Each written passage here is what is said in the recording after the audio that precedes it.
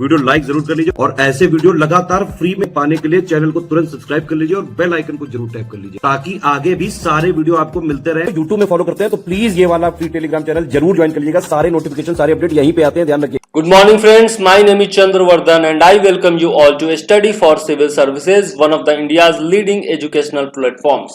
बिहार सरकार की प्रमुख योजनाओं के बारे में हम लोग पढ़ रहे थे और पिछले वीडियो में 7 निश्चय योजना पार्ट 2 का पहला जो प्रोग्राम था वो हम लोगों ने पढ़ लिया था, जो कि युवाओं के सशक्तिकरण से रिलेटेड था। अब हम लोग इस वीडियो में नेक्स्ट पढ़ेंगे दूसरी योजना है। उससे पहले यदि हमारे चैनल से आप जुड़ना चाहते हैं, पेड ग्रुप से जुड़ना चाहते हैं, तो यहाँ से जरूर संपर्क कीजिए। और ये आपका पार्ट 2 है जिसके बारे में हम लोगों ने देखा था युवा शक्ति बिहार की प्रगति, ये हम लोगों ने देख लिया था। और आज हम लोग देखने वाले हैं सशक्त महिला सक्षम महिला, जो कि है दूसरी योजना 7 निश्चय योजना पार्ट 2, जो कि 2020 से लेकर 2025 तक चलेगी। उसका दूसरा जो योजना है वो है सशक्त महिला सक्षम महिला। और इसका उद्देश्य क्या है? महिलाओं के बीच उद्यमिता, उच्च शिक्षा और रोजगार को बढ़ावा देना, मतलब महिलाओं को एंटरप्रेन्योर बनाना, इसके अलावा हाई एजुकेशन देना और साथ में एम्प्लॉयमेंट को बढ़ावा देना। अब कार्यक्रम क्या क्या इसके तहत चलाए जाएंगे? तो 7 निश्चय योजना भाग 1 जो कि था आरक्षित रोजगार महिलाओं का अधिकार, उसके तहत नौकरियों में महिलाओं के लिए 35% आरक्षण दिया जा चुका था और उसको क्या किया जाएगा? जारी रखा जाएगा। तो ये 35% याद रखिएगा। अच्छा, उद्यमिता के लिए, एंटरप्रेन्योरशिप के लिए क्या विशेष योजना बनाई जा रही है? तो सरकार जो है परियोजना लागत के ब्याज के बिना 50% अनुदान, अधिकतम 5 लाख और 50% वित्त देकर महिलाओं के बीच स्टार्टअप को बढ़ावा देगी। तो हम लोगों ने देखा कि पिछले वीडियो में हम लोगों ने देखा था कि युवाओं के लिए क्या था, 1% ब्याज पर दिया जा रहा था 50% रेट, ठीक है, और अधिकतम उसकी भी सीमा कितनी थी? 5 लाख थी। लेकिन महिलाओं के लिए ब्याज मुक्त ऋण दिया जाएगा, उनसे 1% ब्याज भी नहीं लिया जाएगा, फ्री में दिया जाएगा 50% लागत का। ओके, और अधिकतम सीमा कितनी होगी? 5 लाख होगी। तो ये याद रखिएगा, सीमा जरूर याद रखिएगा और 50% याद रखिएगा, ठीक है। इसके अलावा क्या किया जाएगा? तो कॉलेजों और विश्वविद्यालयों में उच्च शिक्षा के लिए प्रेरणा दी जाएगी। सरकार स्कूली शिक्षा को बढ़ावा देने के लिए लड़कियों के बीच वर्दी और साइकिल वितरित करती आई है, आप भी अपने आसपास देखते होंगे। अब बिहार सरकार लड़कियों में उच्च शिक्षा को बढ़ावा देने के लिए प्रोत्साहन राशि भी बांटेगी। मतलब पहले जो है साइकिल और वर्दी देती थी, अब प्रोत्साहन राशि भी दिया जाएगा। इंटरमीडिएट परीक्षा पास करने के बाद अविवाहित लड़कियों को 25,000 की सहायता मिलेगी और स्नातक परीक्षा ग्रेजुएट हो जाने के बाद 50,000 की सहायता दी जाएगी।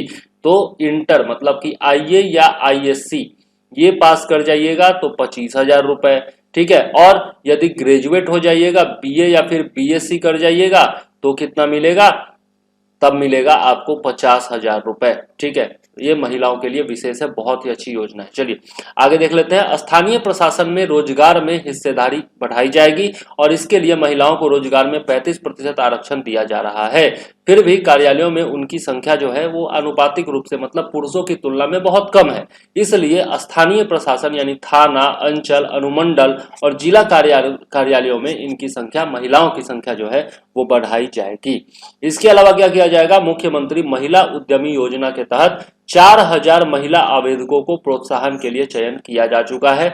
यह बहुत ही महत्वपूर्ण बात है। और ये बजट की बात कर रहा हूं मैं, बजट 2022-23 की बात कर रहा हूं, जिसमें महिलाओं के लिए जो प्रावधान किया गया है उस पर हम लोग चर्चा कर रहे हैं फिलहाल। तो ये बहुत ही इंपॉर्टेंट पॉइंट्स होते हैं जो कि बजट के होते हैं, यहाँ से क्वेश्चन निश्चित तौर पर पूछे जाते हैं, तो ध्यान दीजिएगा।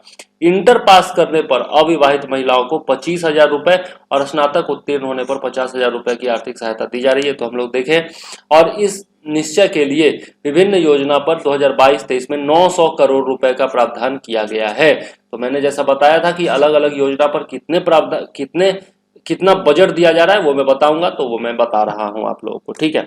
चलिए, अब है हर खेत तक सिंचाई का पानी पहुंचाना, यह है तीसरी योजना। और इसका उद्देश्य क्या है? हर खेत में सिंचाई के लिए पानी की उपलब्धता सुनिश्चित करना। बिहार जो है वो कृषि आधारित राज्य है, सब लोग जानते हैं। कृषि में सिंचाई बहुत महत्वपूर्ण कदम है।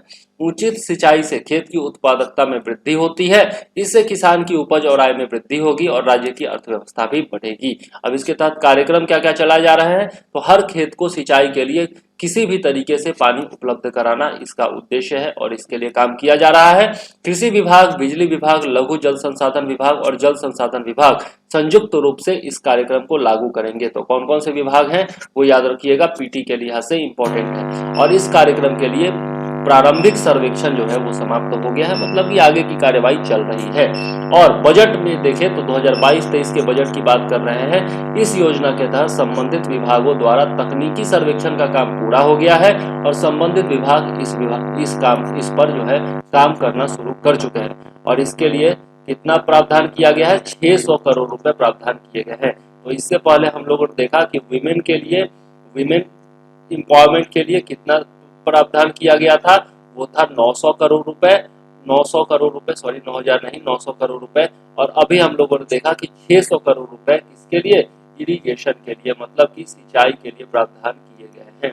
कितने, 600 करोड़ रुपए। ठीक है, तो ये जो आपके बजट में प्रावधान किए गए हैं ये निश्चित तौर पर आपको याद होना चाहिए। चलिए इस वीडियो को करते हैं यहीं पर समाप्त।